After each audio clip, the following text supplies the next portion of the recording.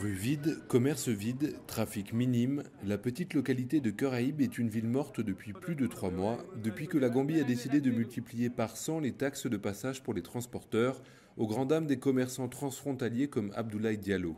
Le Sénégal, la Gambie, c'est la même famille. Donc normalement, ils peuvent se comprendre sans qu'il y ait des conséquences néfastes au niveau de la population. Parce que nous, en tant que population, nous souffrons. Ce n'est pas de notre faute. Nous les plaidoyons pour qu'ils acceptent. À cause de la population qui souffre, le bas peuple qui souffre, d'ouvrir les frontières pour qu'on relance les activités. La Gambie commence à manquer de marchandises importées et les passagers sénégalais doivent contourner la Gambie pour se rendre dans la région de Casamance. Aux frontières, les seuls à tirer avantage de cette situation sont les charretiers et les conducteurs de 2 roues comme Babacar Diagne, libres d'aller et venir entre les 2 pays. On ne se plaint pas, les affaires marchent mieux qu'avant. On peut gagner jusqu'à 10 € par jour et il nous reste même de l'argent après les taxes de passage. À 90 km de Cœuraïbe, une file de camions est stationnée au poste frontière de Karang.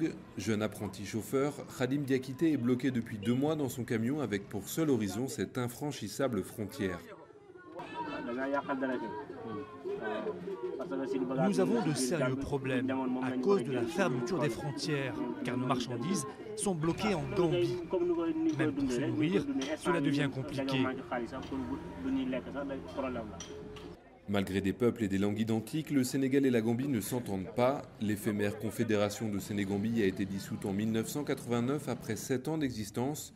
Pour le Sénégal, cette nouvelle crise est l'occasion de mettre sur la table des négociations d'autres sujets de discorde, notamment la construction d'un pont entre les 2 pays, au point mort depuis la pose de la première pierre l'année dernière.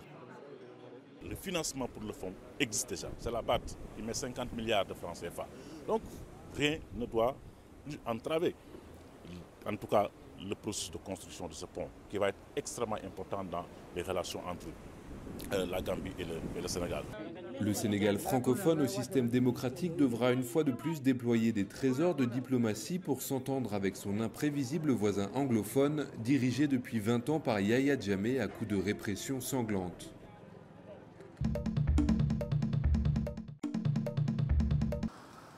Dans les embouteillages de Nairobi, ce sont les stars incontestées. Les matatous se faufilent partout, et avec style.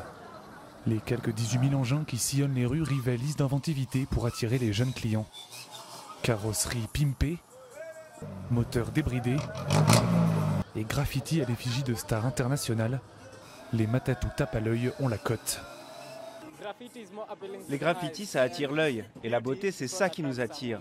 Donc avec un beau matatou comme ça, on s'attend à trouver du wifi gratuit et de la bonne musique. C'est comme un vêtement, tu choisis toujours les plus beaux vêtements. Pour attirer les clients, il faut toujours l'améliorer. Wi-Fi, écran plasma, musique assourdissante, les matatous sont de véritables boîtes de nuit roulantes. Pour 150 shillings, soit 1,50 $, les Nairobiens s'offrent une virée électrique dans la capitale kenyane.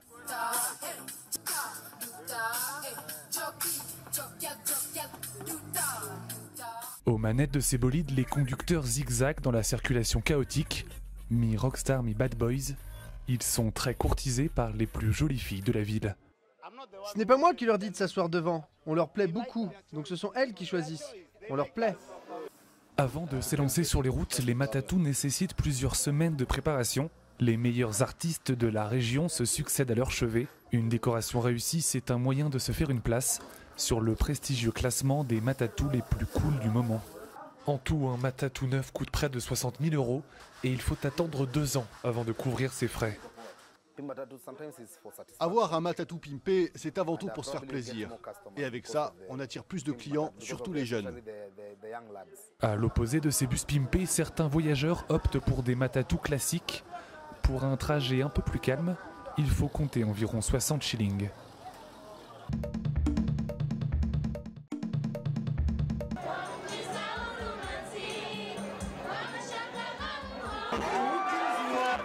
L'ex-putschiste et ancien président Azali Assoumani a été élu chef d'État des Comores après une élection présidentielle partielle dans des bureaux où le second tour avait été entaché de violence, selon les résultats officiels proclamés dimanche par la Cour constitutionnelle. Azali Assoumani a obtenu 81 214, soit 41,43%. Président de l'Union des Comores, le candidat M. Azali Assoumani. Avant les partiels, le colonel Azali avait affiché une grande sérénité, estimant que les localités où le vote devait être repris étaient déjà acquises à sa cause.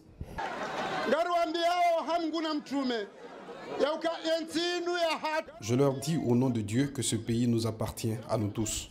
Nous avons fait des élections, ce n'est pas une guerre. Même s'il y a des personnes qui le pensent, mais Dieu leur pardonnera cette pensée. Construire ce pays pour le bien de nos enfants et nos petits-enfants va demander la contribution de tous. Officier de 57 ans, Assoumani retrouve le palais présidentiel de Bet Salam pour la seconde fois. Le nouveau président doit être investi le 26 mai à la tête de cette île au passé politique très tumultueux.